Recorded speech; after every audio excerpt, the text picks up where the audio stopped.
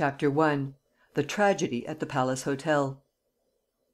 Mr. Kesselbach stopped short on the threshold of the sitting room, took his secretary's arm and, in an anxious voice, whispered: "Chapman, some one has been here again." "Surely not, sir," protested the secretary. "You have just opened the hall door yourself; and the key never left your pocket while we were lunching in the restaurant." "Chapman, some one has been here again," Mr. Kesselbach repeated. He pointed to a travelling bag on the mantelpiece. "Look, I can prove it. That bag was shut. It is now open." Chapman protested: "Are you quite sure that you shut it, sir? Besides, the bag contains nothing but odds and ends of no value, articles of dress. It contains nothing else, because I took my pocket book out before we went down, by way of precaution. But for that. No, Chapman, I tell you, some one has been here while we were at lunch." There was a telephone on the wall. He took down the receiver: "Hello? I'm Mr. Kesselbach. Suite 415. That's right. Mademoiselle, would you please put me on to the Prefecture of Police? The detective department. I know the number. 1 second. Here it is. Number 82248. I'll hold the line." A moment later, he continued: "Are you 82248? I should like a word with M. Lenormand, the chief of the detective service. My name's Kesselbach. Hullo? Yes, the chief detective knows what it's about. He has given me leave to ring him up." "Oh, he's not there. To whom am I speaking?" "Detective Sergeant Gourel. You were there yesterday, were you not, when I called on M. Lenormand? Well, the same thing that I told M. Lenormand yesterday has occurred again to day. Some one has entered the suite which I am occupying. And, if you come at once, you may be able to discover some clues." "In an hour or two?" "All right, thanks. You have only to ask for suite 415. Thank you again."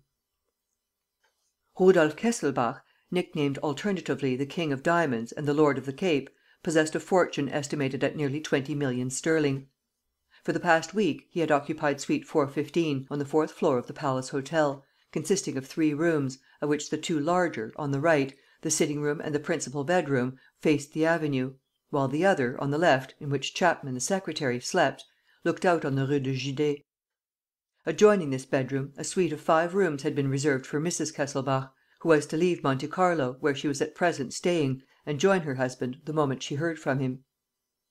Rudolf Kesselbach walked up and down for a few minutes with a thoughtful air. He was a tall man, with a ruddy complexion, and still young; and his dreamy eyes, which showed pale blue through his gold-rimmed spectacles, gave him an expression of gentleness and shyness that contrasted curiously with the strength of the square forehead and the powerfully developed jaws. He went to the window. It was fastened. Besides, how could any one have entered that way? The private balcony that ran round the flat broke off on the right and was separated on the left by a stone channel from the balconies in the Rue de Judée. He went to his bedroom. It had no communication with the neighboring rooms. He went to his secretary's bedroom. The door that led into the 5 rooms reserved for Mrs. Kesselbach was locked and bolted. "I can't understand it at all, Chapman. Time after time I have noticed things here. Funny things, as you must admit. Yesterday, my walking stick was moved. The day before that, my papers had certainly been touched. And yet how was it possible?" "It is not possible, sir," cried Chapman, whose honest, placid features displayed no anxiety. "You're imagining things, that's all. You have no proof, nothing but impressions, to go upon. Besides, look here, there is no way into this suite except through the entrance lobby. Very well, you had a special key made on the day of our arrival, and your own man, Edwards, has the only duplicate. Do you trust him?"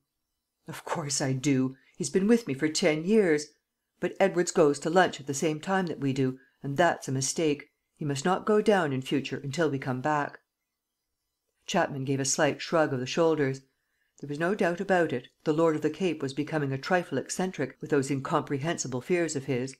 What risk can you run in a hotel, especially when you carry no valuables, no important sum of money on you or with you? They heard the hall door opening. It was Edwards. Mr. Kesselbach called him: "Are you dressed, Edwards? Ah, that's right. I'm expecting no visitors to day, Edwards. Or, rather, one visitor only, M. Gourel. Meantime, remain in the lobby and keep an eye on the door. Mr. Chapman and I have some serious work to do."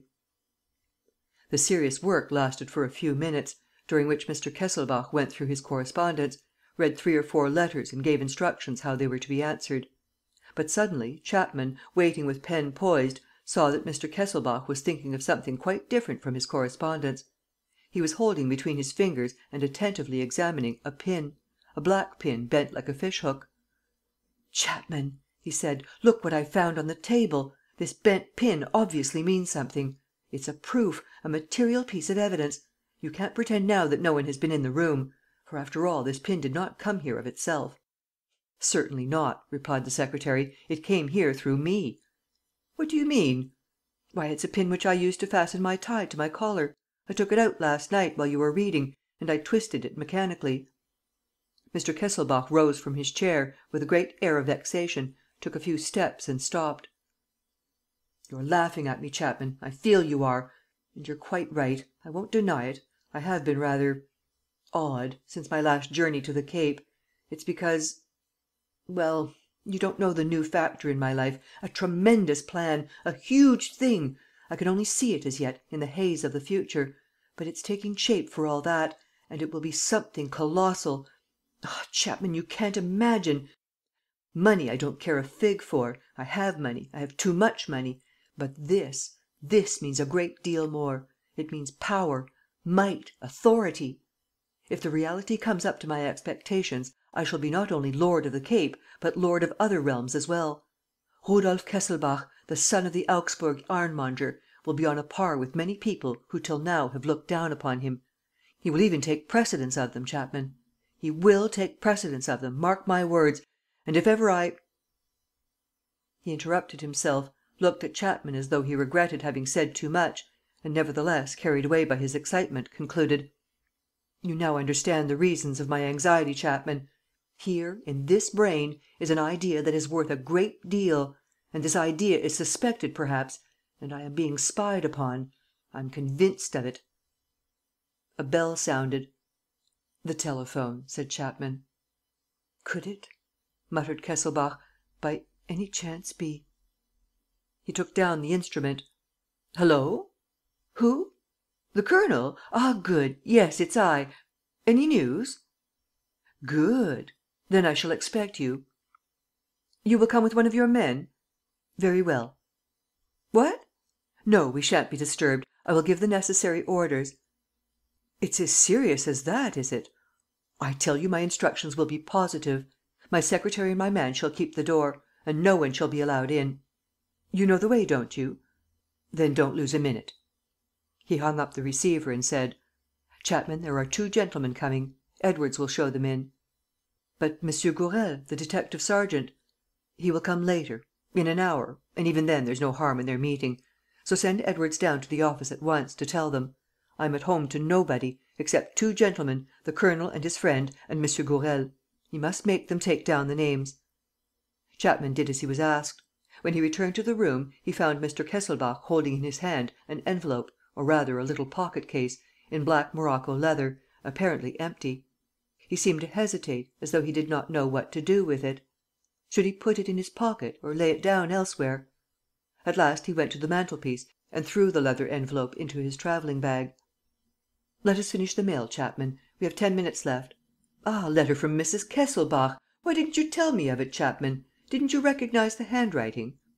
He made no attempt to conceal the emotion which he felt in touching and contemplating that paper which his wife had held in her fingers and to which she had added a look of her eyes, an atom of her scent, a suggestion of her secret thoughts.